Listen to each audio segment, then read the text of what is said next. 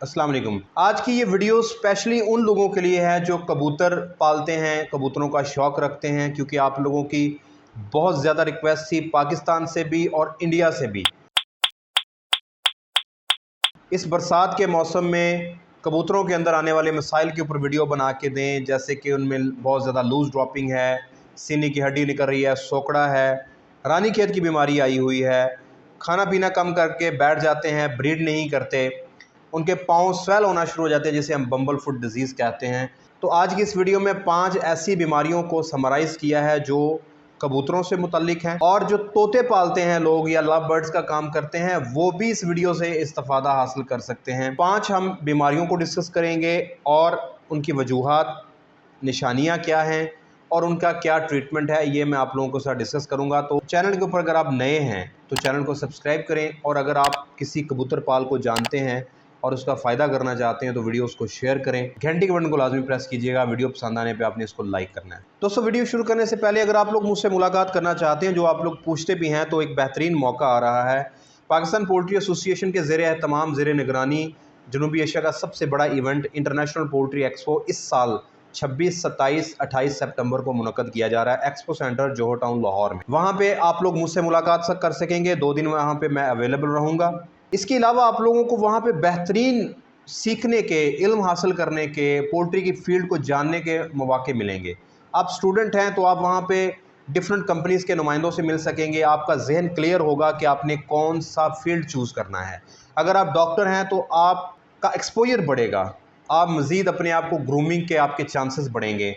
अगर आप फार्मर हैं तो आपके लिए वहाँ पे सीखने के, पोल्ट्री आने वाले सालों में किस तरफ जाएगी, आप वहाँ पे रहनुमाओं से बात करके, माहिरीन से बात करके अपनी पोल्ट्री फार्मिंग को बेहतर कर सकते हैं। और अगर आप नया शेड बनाना चाहते हैं, पोल्ट्री में आना चाहते हैं, तो वहाँ पे इक्विपमेंट्स के इंटरनेशनल और नेशनल इदारे मौजूद होते हैं जो आपको हर तरह से गाइड करेंगे। नई नई इजादात होती हैं, नई इनोवेशंस होती हैं, क्योंकि सीखने का काम ही ज़िंदगी है, हर वक्त सीखते रहना चाहिए। तो इंटरनेशनल पोल्ट्री एक्सपो में रजिस्ट्रेशन करवाना ज़रूरी नहीं है। अगर आप रजिस्ट्रेशन करवाएंगे तो इस साल फ़ीस को 800 से कम करके सिर्फ 500 रुपीज़ रखा गया है, स्टूडेंट्स के लिए 250। इसका फ़ायदा ये होता है, पोल्ट्री कॉन्फ्रेंस जो ऑडिटोरियम में होती है एक्सपो सेंटर के, वहाँ पे शामिल हो सकेंगे। वहाँ पे जितने भी रिसर्चेज़ हैं पाकिस्तान के अंदर, पाकिस्तान से बाहर, वो अपनी रिसर्चेज़ वहाँ पे प्रेजेंट करते हैं। आपको उसमें भी बेहतरीन चीज़ें सीखने का मौका मिलता है। दुनिया में जब भी इस तरह की एक्सपोज़ होती हैं, एग्जीबिशंस होती हैं, तो फील्ड से ताल्लुक़ रखने वाले हज़ारों लाखों लोग राब्ता करते हैं, शामिल होते हैं और अपने दिमाग को खोलते हैं, ओपन करते हैं। तो आप लोगों ने ये चांस मिस नहीं करना। आप लोगों ने 26, 27, 28 सितंबर की डेट्स को याद रखना है। सुबह 9 बजे से 5 बजे का टाइम होता है। आप लोगों को वहाँ पे बहुत कुछ सीखने का मौका मिलेगा और मुझसे मिलने का भी मौका मिलेगा। तो अब हम वीडियो की तरफ बढ़ते हैं। सबसे बड़ी बीमारी जो ख़तरनाक और जानी दुश्मन बीमारी है वो है रानीखेत की बीमारी। हम इसको PPMV भी बोलते हैं, पैरामिक्सोवायरस भी बोलते हैं, या पैरामिक्सोवायरस भी बोलते हैं, न्यूकैसल डिजीज़ भी कहते हैं, रानीखेत भी कहा जाता है। ये एक वायरल बीमारी है। ये पैरामिक्सोवायरस के ज़रिए फैलती है और बड़ी ही तेज़ी से फैलती है। अगर किसी एक लॉफ्ट के अंदर है तो उसके इर्द गिर्द जितने भी सराउंडिंग में 8-10 किलोमीटर के अंदर लॉफ्ट्स हैं वो सारी की सारी डिस्टर्ब हो सकती हैं। इसका कोई इलाज नहीं है। इसके लिए वैक्सीन्स करवानी आपने ज़रूरी हो जाती हैं। आपके ने लॉफ्ट के अंदर आपने महंगे पिजन्स रखे हुए हैं। निशानी क्या है? परिंदा आपका ढीला हो जाएगा, सब्ज़ रंग की बीट करना शुरू हो जाएगा, सोकड़े का शिकार होगा, और विदिन 24 आवर्स उसकी गर्दन मुड़ना शुरू हो जाएगी, और 24 घंटे से 48 आवर्स के अंदर उसकी मॉर्टेलिटी होना शुरू हो जाएगी। जब आप बर्ड को ओपन करेंगे तो आपको उसके मैदे के अंदर निशान मिलना शुरू हो जाएंगे। आपने इसका इलाज कोई नहीं है। इसके लिए आप लाइसोजाइम का इस्तेमाल करेंगे, सपोर्टिव इम्यूनिटी को बेहतर करेंगे, विटामिन ई सेलेनियम का इस्तेमाल करेंगे, और आप इसके लिए इलेक्ट्रोलाइट्स और ग्लूकोज और जितनी ताकत की चीज़ें हैं उसका इस्तेमाल करेंगे। लहसुन का 1 ग्राम 1 लीटर पानी के हिसाब से भी आप इस्तेमाल कर सकते हैं, इम्यूनिटी को बूस्ट करने में हेल्प करेगा। विटामिन सी का इस्तेमाल कर सकते हैं। इसके लिए जो वैक्सीनेशन शेड्यूल फॉलो किया जाता है वो ये कि पहले 4 से 6 हफ्तों की उम्र में आपने PMV की वैक्सीन को करना होता है। आप किल्ड इंजेक्शन लगाएंगे।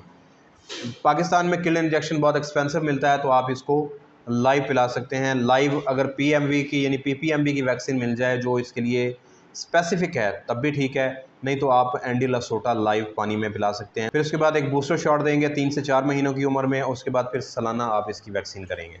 दूसरे नंबर पे जो बरसात के मौसम में आजकल भी बहुत ज़्यादा प्रॉब्लम आ रही है, या पूरे साल में जब भी नमी का मौसम होगा ये बीमारी कबूतरों के ऊपर हमला करती है, वह है कॉक्सीडियोसिस इसको बोलते हैं, या इसको खूनी पेचस भी कहा जाता है। सीडिया प्रोटोजोआ है जिसकी वजह से ये पैदा होती है।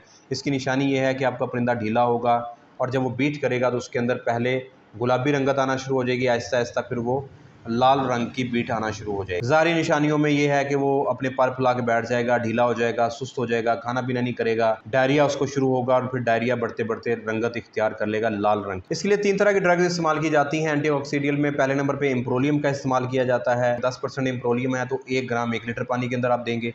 12 घंटे का पानी देना होता है 3 दिन लगातार, फिर 1 दिन के गैप के बाद 1 दिन।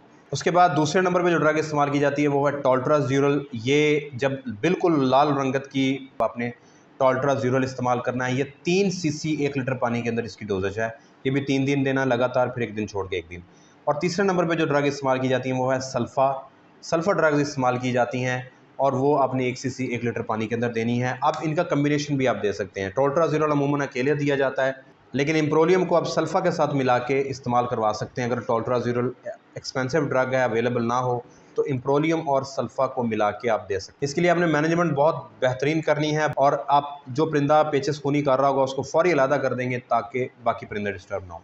तीसरी जो बीमारी है वो है कैंकर, ट्राइकोमोनियासिस इसको बोलते हैं। ट्राइकोमोनास एक प्रोटोजोआ है, इसकी वजह से ये बीमारी पैदा होती है। इसे उर्फ़े आम में कैंकर कहा जाता है। इसकी निशानी ये है, जो स्क्रीन के ऊपर आप देख रहे हैं, मुँह के अंदर छाले बनना शुरू होते हैं, फिर वो सख्त होते होते स्केल्स की शक्ल इख्तियार कर लेते हैं। येलो से वाइट स्केल्स बन जाते हैं मुंह के अंदर और इसमें परिंदा आहिस्ता आहिस्ता फिर मोर्टेलिटी का शिकार हो जाता है, खाने पीना बंद कर देता है क्योंकि उसको निगलने में, पानी पीने में परेशानी होती है। फिर वो भूखा हो जाता है, अंडों की प्रोडक्शन गिर जाती है, ब्रीड नहीं करता, फिर अल्टीमेटली मर जाता है। अगर सफाई नहीं होगी, पिंजरा साफ़ नहीं होगा, आप डेली बेसिस पे उसको डिसइंफेक्ट नहीं करेंगे तो आपके परिंदे के अंदर इसके फैलने के चांसेस ज़्यादा हैं।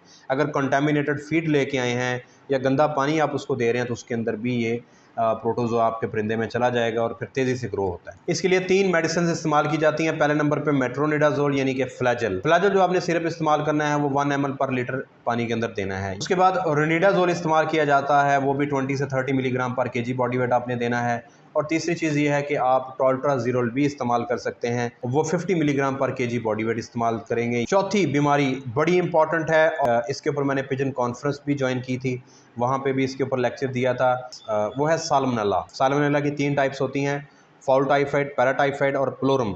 पिजन्स के अंदर जो ज़्यादा इफेक्ट करता है वो पैराटाइफाइड है। इसकी निशानी ये है कि आपके बर्ड्स इकट्ठे होना शुरू हो जाएंगे, आपके लॉफ्ट के पिंजरे के कोने में लगना शुरू हो जाएंगे, हरे रंग की, सफ़ेद रंग की बीटें करना शुरू हो जाएंगे। पहले वो बीट सफ़ेद कलर की होगी, बढ़ते बढ़ते जब वो ऑफ फीड हो जाएगा, खाना पीना बंद कर देगा, तो फिर हरे रंग की बीट करना शुरू हो जाएगा।